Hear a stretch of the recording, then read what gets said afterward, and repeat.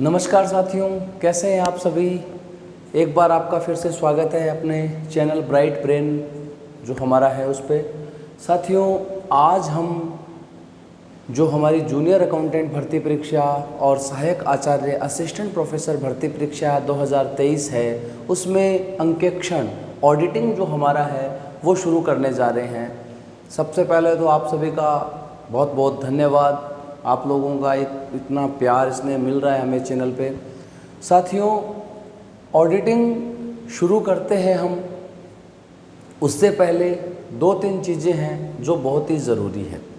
Junior accountant में 25 question आएंगे, इसके अलग टॉपिक है 75 नंबर का। ऑडिटिंग एक ऐसा टॉपिक है जिसमें आप 25 में से 20 क्वेश्चन 21 क्वेश्चन आराम से सही कर सकते हैं। यहाँ आपको ये मान के चलो एडवांटेज है। तो आप इस टॉपिक को पूरा जो ऑडिटिंग है लिमिटेड है, आपके सिलेबस में कोई बहुत बड़ा है नहीं, तो इसको आप ध्यान से पूरा, और मैं आपको ये आश्वस्त करता हूँ अपने चैनल पे मैं आपको ऑडिटिंग पूरी करवाने वाला हूँ, करवाऊँगा। इम्पॉर्टेंट जो एग्ज़ाम ओरिएंटेड है वही। तो हम शुरू करते हैं। देखिए, ऑडिटिंग अंकेक्षण चैप्टर फर्स्ट इंट्रोडक्शन। सबसे पहले हम इंट्रोडक्शन, उत्पत्ति। ऑडिटिंग की उत्पत्ति लैटिन भाषा के शब्द ऑडिरे से हुई। ओडिरे मतलब सुनना, ध्यान से सुनना। उसके बाद उद्गम, ऑडिट का जो ऑडिटिंग का उद्गम स्थान है वो यूनान है। वैधानिक अंकेक्षण की शुरुआत इंग्लैंड से हुई। स्टैट्यूटरी ऑडिट जो है वो शुरू कहाँ से हुई? इंग्लैंड से। ICAI institute of chartered accountant of India की स्थापना 1949 में हुई। कब हुई? 1949। और मुख्यालय कहाँ है? नई दिल्ली में। मुख्यालय है इसका नई दिल्ली, न्यू दिल्ली, ठीक है। ICWAI institute of cost and work accountants of India 1944 में स्थापना हुई। संसद द्वारा अधिनियम पारित कर 1959 में इसको एक अलग अधिनियम पारित कर दिया गया। मुख्यालय कहाँ है? Kolkata, Calcutta, Kolkata. AASB auditing and assurance standard board. AASB जैसे हमारे अकाउंटिंग में accounting standard, Indian accounting standard, वैसे ही ऑडिटिंग के लिए accounting and assurance standard board होते हैं। इस बोर्ड का क्या काम है? इसका काम है अंकेक्षण विषय पर लागू होने वाले जो हमारे अंतर्राष्ट्रीय क्षेत्र में विभिन्न इंटरनेशनल जो हमारे ऑडिटिंग स्टैंडर्ड्स हैं उनके अनुसार इंडिया में जो प्रचलित परंपराएं हैं, कानून हैं, कैसे हम अंकेक्षण में पारदर्शिता, कैसे अंकेक्षण हर जगह समान हो, उन सिद्धांतों को लागू किया जाए, उसके संबंध में स्टैंडर्ड ऑफ ऑडिट बनाए जाते हैं। ये इनको बनाने का काम करता है। इसकी जो स्थापना हुई थी वो अंकेक्षण व्यवहार समिति, जो ऑडिट स्टैंडर्ड, जो ऑडिट प्रैक्टिस कमेटी जो हमारी थी, अंकेक्षण व्यवहार समिति, तो उसके थ्रू हुई थी। कब हुई थी? 17 सितंबर 1982 की। इसको पहले क्या बोलते थे? अंकेक्षण व्यवहार समिति, ऑडिटिंग प्रैक्टिस कमेटी, ठीक है। ऑडिटिंग प्रैक्टिस कमेटी, अंकेक्षण जो व्यवहार समिति थी। क्लियर? तो ये 17 सितंबर 1982 में बनी। फिर इसको AAS भी बोला गया। इंडिया में स्टैंडर्ड ऑफ ऑडिट, पहले तो इनको AAS बोलते थे, ऑडिटिंग एंड एश्योरेंस स्टैंडर्ड। अब इनको बोला जाने लगा है स्टैंडर्ड ऑन ऑडिट। ऐसे ये तैयार करता है AAS भी। एक लागू कौन करता है इनको? क्वेश्चन अच्छा है। ICAI की जो काउंसिल है, परिषद है, वो लागू करती है इनको। IFAC international federation of accountant council, एक काउंसिल है, एक परिषद है जो अंतर्राष्ट्रीय लेखा संघ जो है, इंटरनेशनल फेडरेशन अकाउंटेंट्स काउंसिल, उसकी स्थापना 1977 में हुई थी। ऑडिटिंग का अर्थ, अब अंकेक्षण है क्या? मुख्य रूप से अंकेक्षण खातों की निष्पक्ष व स्वतंत्र जांच है। यूँ कह सकते हैं कि हमने जो लेखांकन किया है, जो खाते रखे हैं, उनकी मतलब जिन प्रमाणकों की सहायता से हमने रखा है, हम उन प्रमाणकों की सहायता से ही उस अंकेक्षण लेखांकन प्रक्रिया की जांच करते हैं, क्या हमने खाते सही रखे हैं, क्या लाभ हानि खाता सही लाभ हानि दर्शाता है? क्या चिट्ठा एक निश्चित तिथि को सही वित्तीय स्थिति दिखाता है, दर्शाता है? ये जांच की जाती है उन खातों की, किसके द्वारा? एक स्वतंत्र निष्पक्ष व्यक्ति के द्वारा, जिसे हम अंकेक्षक बोलेंगे। उसकी क्या योग्यताएं हैं, कौन बन सकता है, वो आगे के चैप्टर में पढ़ेंगे। तो अंकेक्षण मूल रूप से क्या है? आलोचनात्मक जांच भी है। अंकेक्षण मूल रूप से क्या है? खातों की आलोचनात्मक जांच है। विस्तृत जांच है एक, तो आलोचनात्मक जांच है।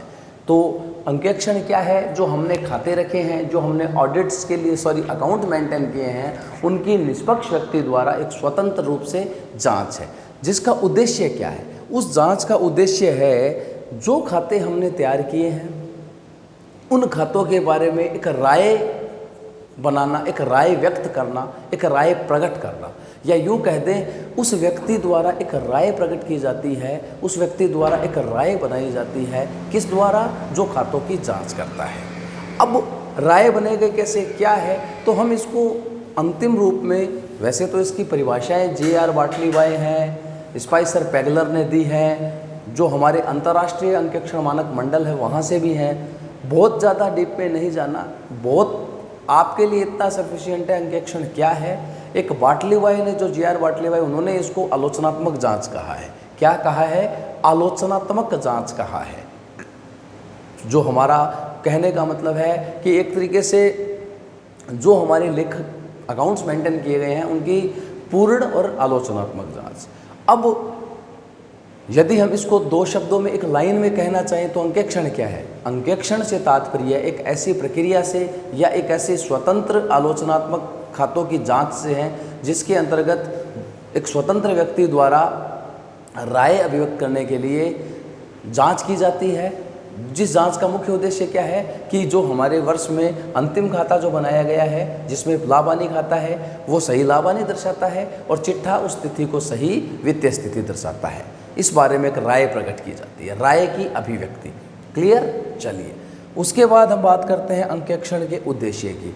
ऑडिट्स का मेन उद्देश्य तो होता है राय को प्रकट करना, एक राय बनाना अंतिम खातों के बारे में, मतलब जो वित्तीय संस्थान के खाते हैं उसके बारे में एक राय देना ही क्या है इसका मुख्य उद्देश्य। मुख्य उद्देश्य यही है। कंपनी एक्ट 2013 में भी यही बोला है।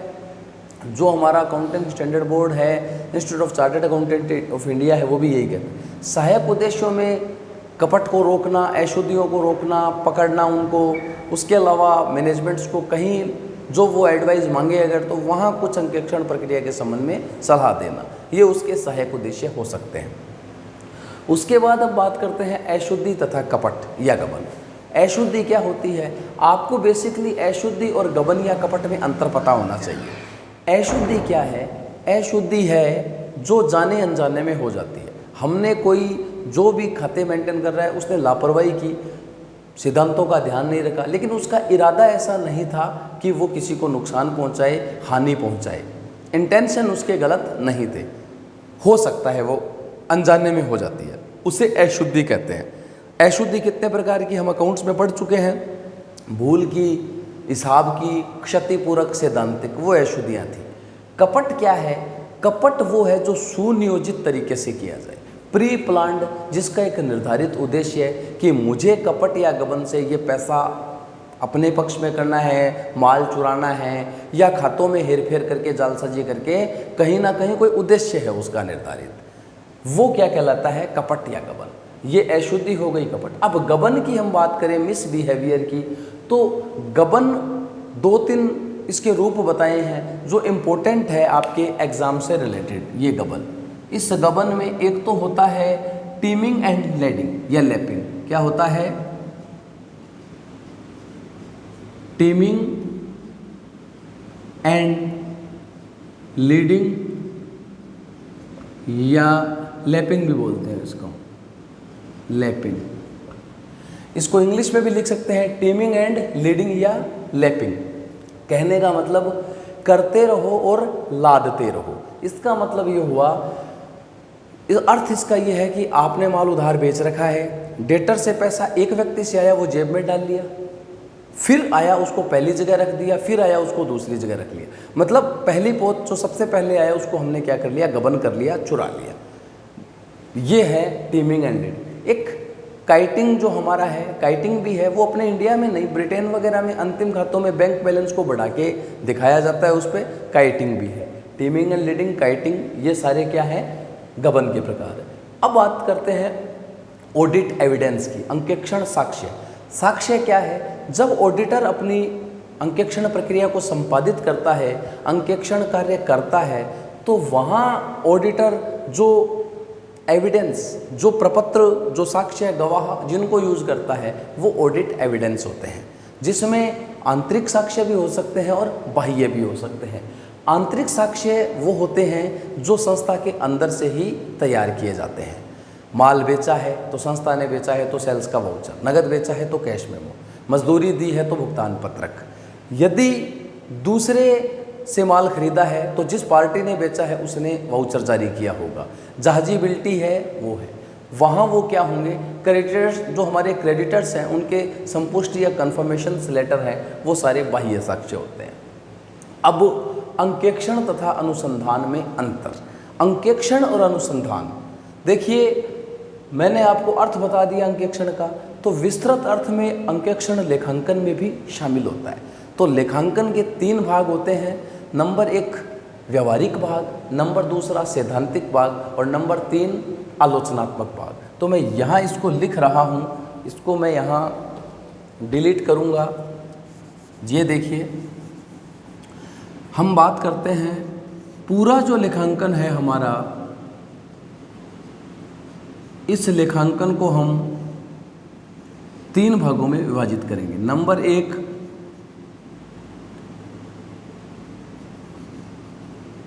व्यवहारिक भाग, फिर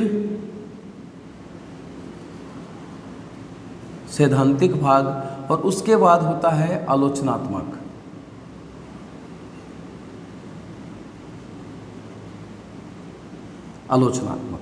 व्यवहारिक भाग जो है वो है पुस्तपालन,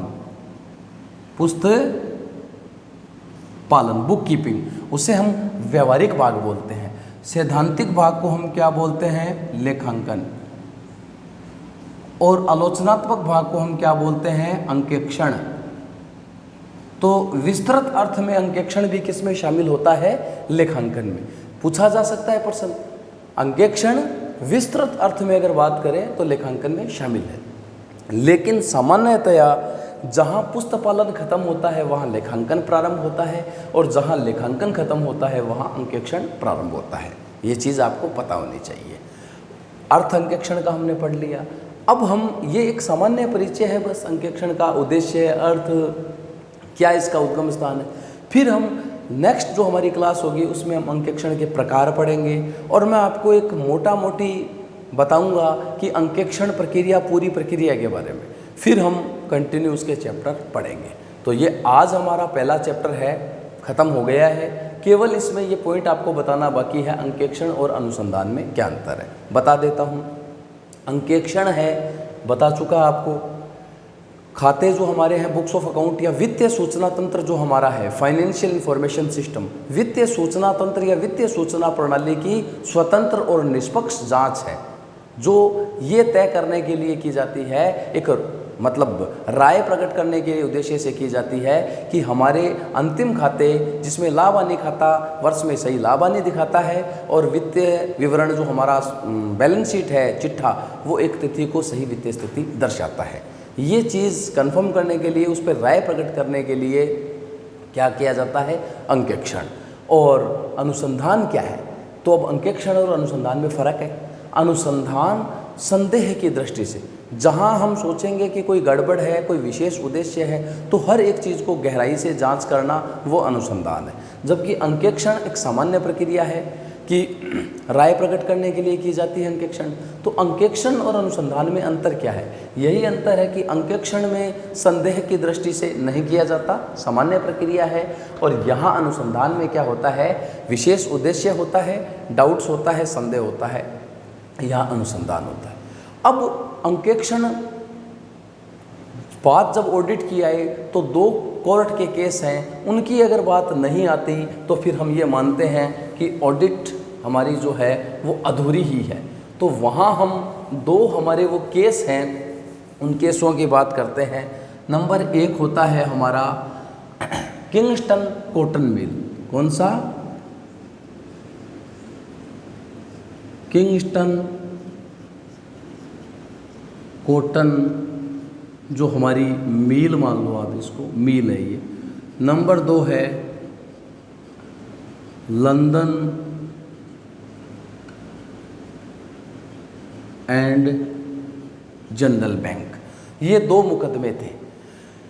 इनमें अंकेक्षण का अर्थ, विशेषताएं, सिद्धांत, अधिकार, कर्तव्य, उत्तरदायित्व सब कुछ इन मुकदमों में आ गया। तो मैं इन मुकदमों को विस्तार से आपको बताऊंगा क्या थे ये मामले, क्या इनमें न्यायालय ने निर्णय दिए। लेकिन आज केवल इनका जब बात अंकेक्षण की चल गई तो ये मुकदमे आपको पता होना चाहिए। बहुत बार एग्ज़ाम में, हर एग्ज़ाम में अगर ऑडिट का आता है तो इन क्वेश्चन इनके आधार पे ज़रूर आता है।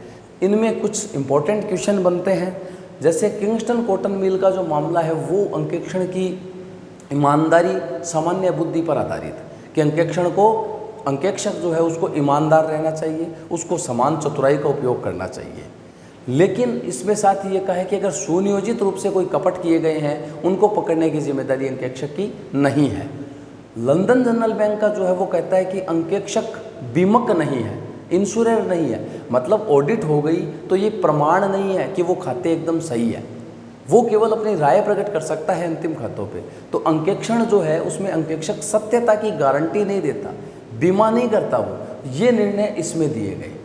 अब इनके आधार पे मैन इस मामले में एक बहुत ही इम्पोर्टेंट डिसीजन था जिसमें ये कहा गया अंकेक्षक जो है वो रखवाली करने वाले कुत्ते के समान है। वॉच डॉग, घरेलू कुत्ता, रखवाली वाला कुत्ता है, उसके समान है, एक शिकारी कुत्ता नहीं है। तो अब आप सोचेंगे कुत्ते से तुलना की है तो ये शिकारी कुत्ता, घरेलू कुत्ता, ये क्या है? यहाँ इसमें उसकी कर्तव्य अधिकार जो बताए हैं वो इसमें छिपे हैं। रखवाली वाला कुत्ता इसलिए बोला है उसको कि उसको डाउट नहीं करना चाहिए। उसे जो क्षेत्र दिया गया है, जिम्मेदारी दी गई है कि भैया आप आए हो, तो उसे ये मान के नहीं चलना कि गड़बड़ है। सामान्य प्रक्रिया में उसे अंकेक्षण करना है। जैसे रखवाली वाला कुत्ता जो है वो घर की रखवाली करता है, वो भौंकता सब पे नहीं है। उसे लगता है कि कोई आदमी है, नया आदमी है, वो मालिक को नुकसान पहुंचाएगा, चोर उचक्का आ गया, तब वो भौंकेगा। इसका मतलब वहाँ वो अंकेक्षक का काम कर रहा है, ये मान के चलो आप। लेकिन ये कह रहा है कि अंकेक्षक जो है वो शिकारी कुत्ता नहीं है, हंटर डॉग नहीं है। मतलब जैसे शिकारी कुत्ते का तो काम यही है, हर आदमी को काटने दौड़ेगा वो, कोई भी हो, उसको ये है कि मेरा शिकार है, तो उसे शंका या शक की दृष्टि से अंकेक्षक नहीं करना चाहिए। किसको? ऑडिटर को। तो ये बोला है इस मामले में किंगस्टन कॉटन मिल में कि अंकेक्षक जो है वो शिकारी कुत्ता नहीं है, रखवाली वाला कुत्ता है। किस मुकदमे में? किंगस्टन कॉटन में। ये आपको पता होना चाहिए। तो ये हमने आज डिस्कस कर लिया, इंट्रोडक्शन क्या है अंकेक्षण, सामान्य। अब हम नेक्स्ट क्लास में ऑडिट्स के टाइप पढ़ेंगे। आफ्टर देन पूरी और प्रक्रिया जो है वो कंटिन्यू हम जो भी हमारी, वैसे मैं आपको बता दूं अंकेक्षण मैक्सिमम 10 क्लासें जो हमारी है, 10 से 11 क्लास में ऑडिट आपकी कंप्लीट हो जाएगी। तो धन्यवाद साथियों।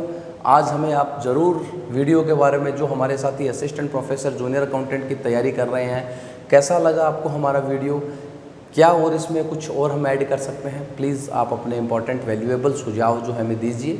और वीडियो आपको पसंद आता है तो ज़्यादा से ज़्यादा लाइक शेयर करें। धन्यवाद। जय हिंद, जय भारत।